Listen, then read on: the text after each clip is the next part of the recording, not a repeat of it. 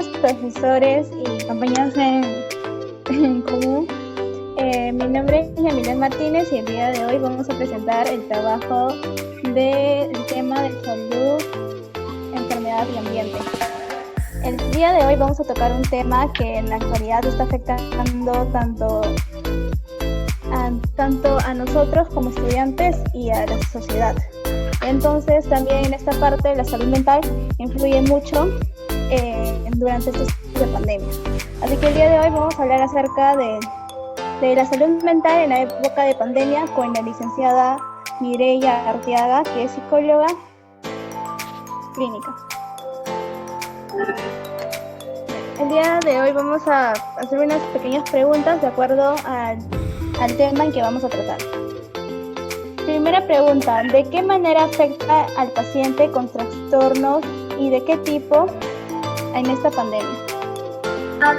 También están los niveles de alto riesgo, de que si hay una ansiedad también va a haber una disminución en su autoestima. Eso va a afectar a la autoestima. Y si hay ansiedad, se van a manifestar de diferentes formas y se puede dar también uno de ellos es la obesidad. ¿Cuáles son los signos de la ansiedad?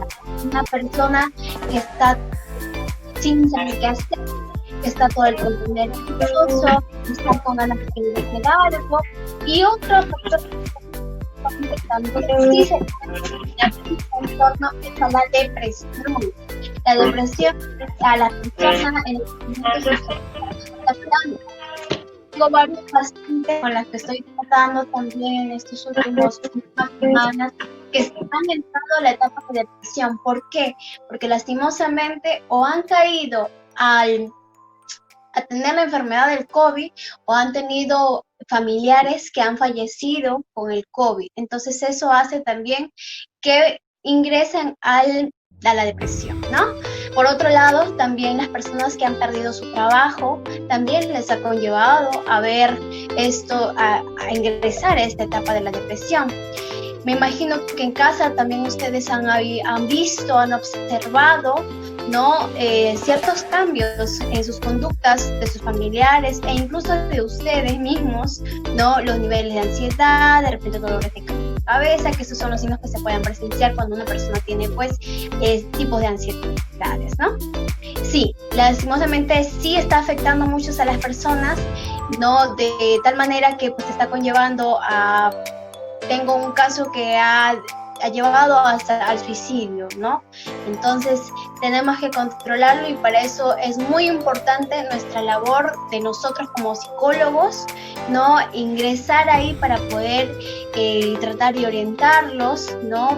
Para poder mejorar su estado de ánimo, para poder orientarlos en su bienestar emocional, que es lo que nosotros como psicólogos queremos.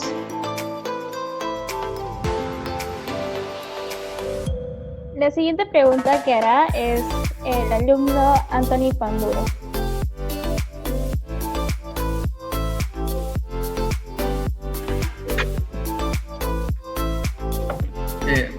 ¿Qué tal con todos? Buenas tardes. Mi nombre es Anthony Panduro, soy estudiante del primer ciclo de psicología. Me tocó la segunda pregunta que le voy a hacer a la licenciada Mireya, es ¿qué problemas de salud paralelos encontró en esta pandemia y cuál cree que sería el tratamiento?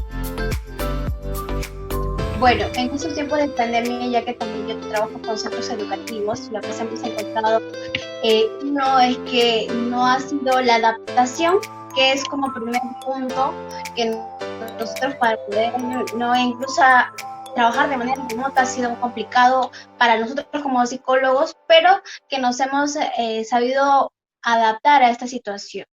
Los problemas que yo personalmente he encontrado y también por cosas que se han visto y por las otras experiencias que también he escuchado y he estado también, es que han habido depresión, problemas de hábitos, ¿no? Los hábitos saludables que también se ha habido afectado en esta situación.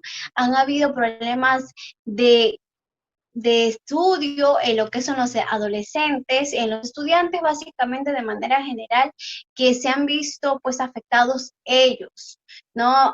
También ha habido problemas de lo que es atención, concentración en los estudiantes, y más lo que ha habido en estos momentos pues básicamente es la ansiedad. La ansiedad es lo que yo he encontrado y tengo pacientes no en lo que estoy tratando en estos momentos, dando terapia e incluso no para poder manejar esta situación de lo que no es difícil, no es fácil para las personas que están padeciendo de esto. Y pues la depresión por aquellas personas que han pasado por el COVID y que han pasado también por personas familiares que han fallecido, ¿no? Por esta enfermedad, por esta pandemia en sí. Esos son los casos que yo he encontrado. ¿Qué es lo que debemos de hacer? ¿Qué tratamiento se les puede dar a estas personas? Bueno, uno, tratar de direccionar sus hábitos. Que la persona pueda realizar actividades que le llamen la atención, actividades que les guste, tratar de mantenerlas ocupados. ¿Para qué? Para que puedan sentirse útiles y que esta etapa de pandemia, esta etapa de depresión o ansiedad que ellos puedan tener, pues mantengan ocupados en ciertas cosas que son buenos y que realmente les guste. ¿Para qué? Para que su mente esté distraída. ¿Y qué va a acompañarlo eso? Pues teniendo hábitos saludables, como por ejemplo hacer ejercicio, tomar mucha agua, pues dormir sus horas necesarias y correspondientes para mantenerse sereno, tranquilo, ¿no? Si por tanto le gusta leer un libro, que lea, tener un horario, ¿no? Para que ellos puedan realizar las actividades que les guste, básicamente es eso. Tener una organización con las actividades que dentro del hogar que ellos puedan manejar. Y otras cosas que yo recomiendo mucho a mis pacientes, ¿no? A las personas que yo trato, es que se arreglen, se arreglen. Muchas veces en casa de repente ustedes han escuchado o al vecino, y traten de preguntar y hacerse un análisis, una autoevaluación, a ver si en casa vemos, ¿no? Estoy en casa y voy a andar en pijama todo el día. Estoy en casa, no me voy a arreglar, no me voy a pintar, no me voy a peinar. Entonces, me imagino que eso es la mentalidad de muchos, ¿no? Estando en casa, ya no me arreglo, no hago nada, ¿no? Entonces, es porque estoy en casa, pero no. Y hay muchas de las frases que dice, pero ¿para qué me arreglo? ¿Quién me va a ver? Te arreglas para ti, lo haces por ti.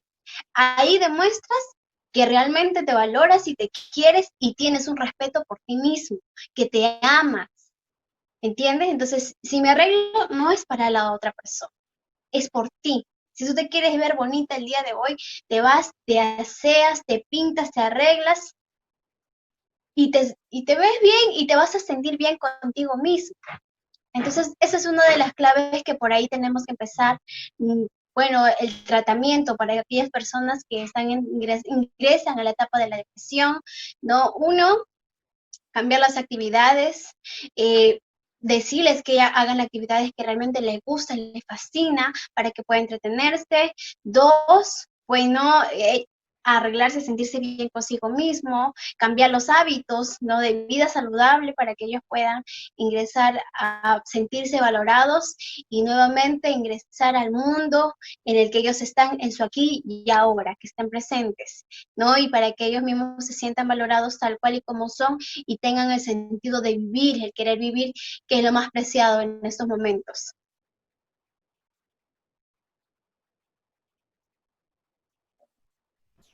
Licenciada, muchas gracias, gracias por la explicación. Muchas Me quedó gracias claramente y el vamos con que la hay que tener un buen siguiente. hábito. Y Exacto. la tercera pregunta lo va a hacer mi compañera Camila Rutuay, que le doy el pase a ella. Buenas tardes, licenciada. Mi pregunta es, ¿tuvo algún paciente COVID-19 dado de alta? Y si fue así, ¿cómo fue atendido? Sí, sí tuve un paciente con COVID y en estos momentos ya fue dado de alta, ¿no? Ya está recuperado, felizmente. Y cómo él fue atendido, pues ingresó a una etapa de depresión, justamente les comentaba. ¿Por qué hablo de depresión? Porque muchos de estos casos ingresan a esa etapa por miedo de no querer contagiar a sus familiares. Prefiero la muerte, lo que él me decía, prefiero la muerte, o en ese momento prefería la muerte que estar con mi familia y que yo fuera el responsable de que mi abuelo, mi mamá también se contagiaran y como personas ya de tercera edad pudieran no llegar a la muerte.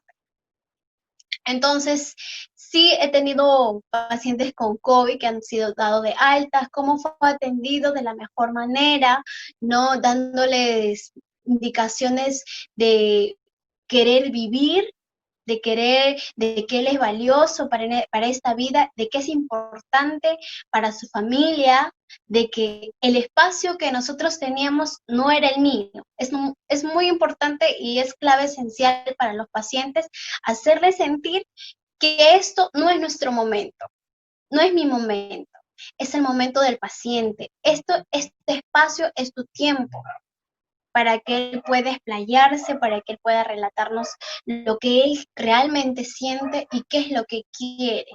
Si nosotros encontramos y logramos que la persona nos diga, tengo este problema y quiero mejorar, tienes un paso a tu favor y tienes algo que esa persona está colaborando, el paciente está colaborando y quiere mejorar, entonces tienes una ventaja ahí. Entonces, ¿cómo tenemos que tratar de nosotros llegar a ellos? Pues haciéndoles sentir valioso e importante. A una persona que ha tenido COVID, es importante decirle que tú eres importante, que has sabido salir de esa enfermedad o de esa pandemia, de ese virus que has tenido, porque tú has sido muy valiente, has tenido las ganas de querer vivir y de ahora en adelante, ¿qué es lo que quieres lograr? Vive tu aquí y tu ahora, tu presente. Entonces, eso es lo que tenemos que lograr nosotros en nuestros pacientes, en las personas que podamos, y ustedes más adelante como estudiantes que son, me imagino, que también tienen que lograr llegar a los pacientes, hacerlos sentirles cómodos. Y eso me imagino que también les van a hablar acerca del rapport, de hacerles sentir en confianza, de lo que la información que tú puedas recibir de ellos se queda en ese momento para ti y para él y que nadie más se va a enterar. Es muy importante que la información sea cuidada, ¿no? Y no sea divulgada. Eso es algo importante para que también el paciente se sienta en confianza y pueda seguir explayando. Si tú tienes esas ventajas de que él te diga, tengo este problema y quiero mejorar en este aspecto, tienes que trabajar para adelante y tienes muchas cosas para lograr con él. De esta manera, mi paciente no con COVID, seguimos trabajando, en estos momentos estamos en terapias, se trabaja también los niveles de ansiedad porque ellos todo el tiempo están ansiosos, están muy nerviosos, están angustiados y temerosos de no querer salir a la calle porque de repente se pueden volver a contagiar. Entonces esos niveles suben y nosotros tenemos que tratar de controlarlos, ¿no? ¿Cómo? Pues ya con ciertas técnicas que en el camino se van aprendiendo y que imagino ustedes también lo van a conocer, ¿no? Para que puedan trabajar. Así. Bien, gracias. Y le damos el pase a mi compañera Yomaira para que realice su pregunta. Buenas tardes, doctora. Buenas tardes. Mi pregunta es, ¿tuvo algún paciente COVID dado de alta y cómo fue atendido? Me parece que esa pregunta ya lo respondí. Ay, sí, disculpe. La pregunta en realidad es, ¿cómo se atendería a la familia de un paciente con COVID dado de alta? Esta pregunta es muy importante, dándoles el soporte emocional. Las personas, los familiares, en este caso que ha pasado no por la enfermedad del COVID, los familiares se sienten también con los estados de ánimo baja, ¿no? Entonces, se tiene que trabajar el estado emocional en ellos.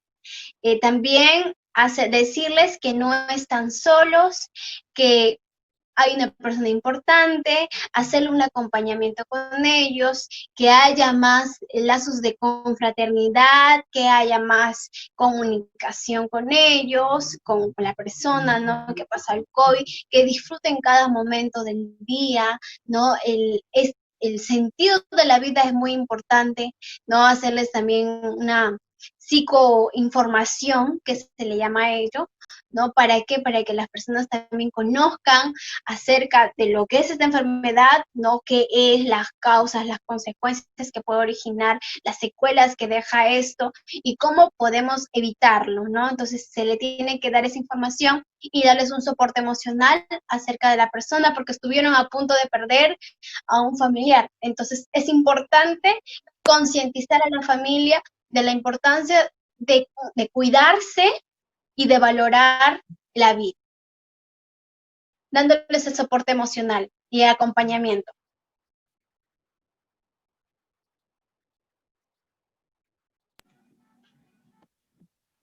Bien, ya hemos dado el pase a nuestra compañera Ana Kiara para que dé su pregunta.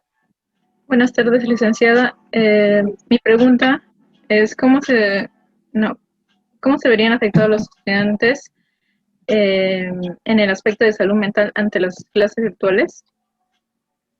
¿Me puedes repetir la pregunta, corazón? Ya. ¿Cómo se verían afectados los estudiantes en el aspecto de salud mental ante las clases virtuales? Los estudiantes en estos momentos, con la pandemia que se está viviendo en estos momentos, ha afectado y está afectando el estrés. El estrés les está afectando. ¿Y por qué? Porque aparentemente por clases virtuales, si bien es cierto, no hay clases presenciales, ¿no? Porque manejan un horario de tal hora a tal hora, las clases virtuales se están dejando más tareas aparentemente por lo que he escuchado de algunos colegios, lo que son particulares, e incluso el cambio de horario de los estudiantes del estatal, que también ellos no tienen un horario como el particular, que es de 7:30 de la mañana hasta la 1 de la tarde o hasta las 2:30 de la tarde, no manejan ese horario. El estatal está manejando en diferentes horarios.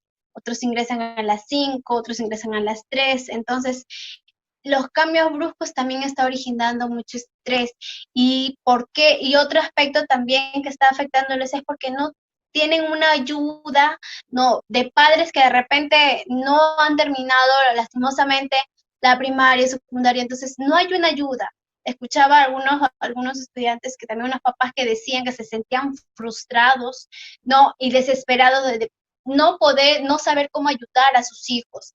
Entonces, eso ellos se estresaban y se estresan, ¿no? Estar conectados de tal hora y estar sentados casi todo el día frente a una pantalla, estar ahí. Entonces, eso es estresante. De esa manera les está afectando la salud mental de nuestros adolescentes, de nuestros niños, e incluso algunos universitarios también les está afectando, ¿no? El cambio de horario, el cambio, ¿no? Para pasar de manera presencial a de manera remota, está afectando, ¿no? La carga de tareas, que el docente pues no sepa llegar o dé indicaciones, hacemos esto, aquello y lo otro, y se acabó la clase, entonces que no hay algo más dinámico en el que podamos estar, ¿no? Relacionándonos, no físicamente, pero de manera virtual, haciéndole participaciones. Hay diferentes formas e incluso dinámicas para poder llegar a una persona y a un niño, ¿no?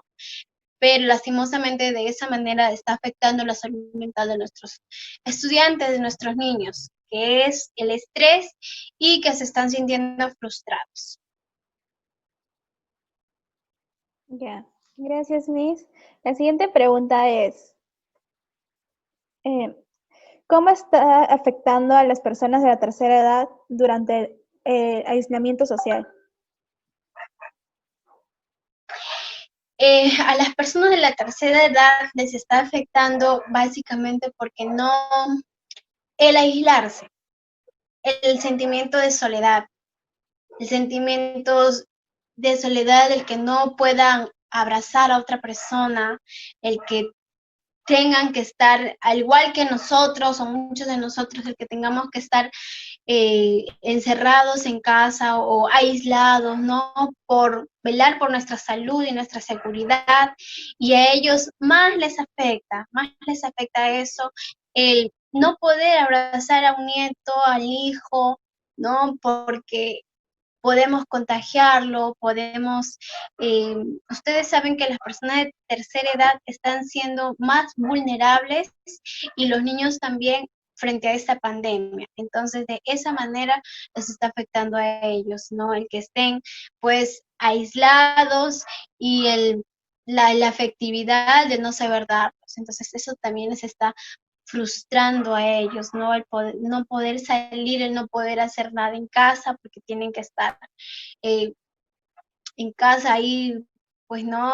Realizando otras actividades, y por eso yo decía, hagámosles participar a las personas, ¿no? De la tercera edad, a los familiares más adultos, en ciertas actividades que ellos se sientan útiles, que ellas también puedan colaborar en ciertas actividades y no decirle no, porque tú no puedes hacer esto. Si le decimos no puedes, ellos se van a sentir desvalorizados, minimizados, y nosotros tenemos que hacerles sentir que son valorizados, que son valiosos y que son útiles realizando actividades, ¿no? Que no sean tan bruscos, pero que ellos se sientan, pues, en la capacidad de poder ayudar y apoyar en algo. Entonces, de esa manera les está afectando a las personas de la tercera edad. Ya, le damos paso a nuestro compañero Anthony para que haga su pregunta.